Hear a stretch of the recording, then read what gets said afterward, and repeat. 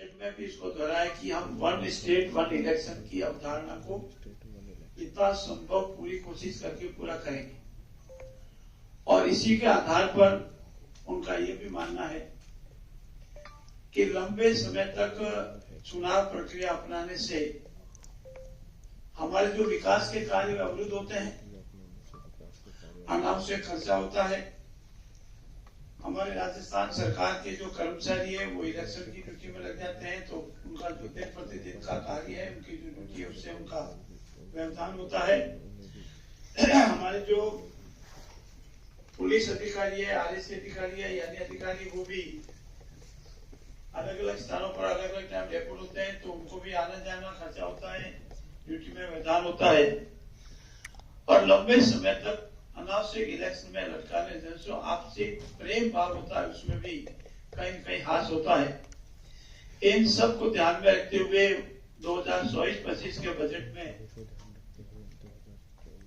यह स्पष्ट रूप से घोषणा की गई थी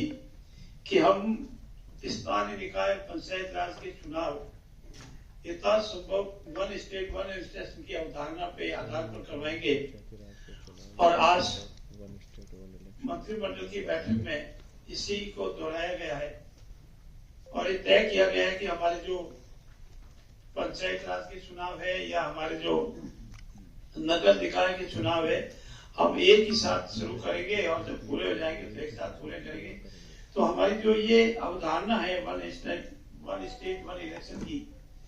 वो पूरी होगी। साथ ही साथ हमारे ओबीसी कमीशन की रिपोर्ट भी हमारे पास आ गई है।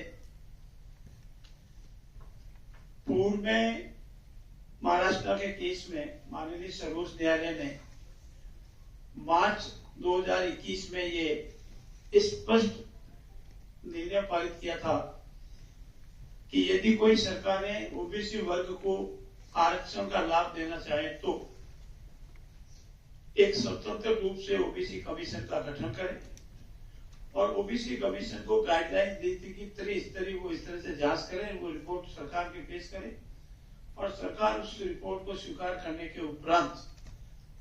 जो 50% की सीलिंग लिमिट है एससी, एसटी और ओबीसी उसके अंदर रहते हुए ओबीसी वर्ग की जातियों को उनका आरक्षण का लाभ दे। हमारे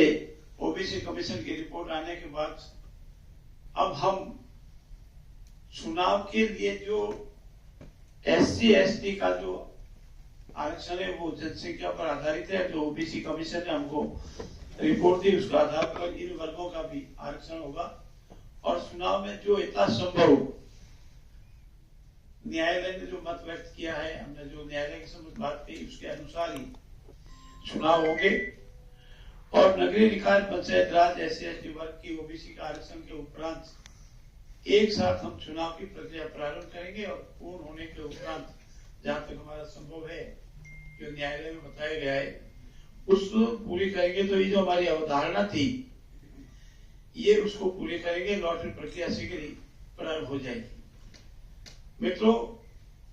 ये जरूरी भी है, ये स्टेट हमारा है,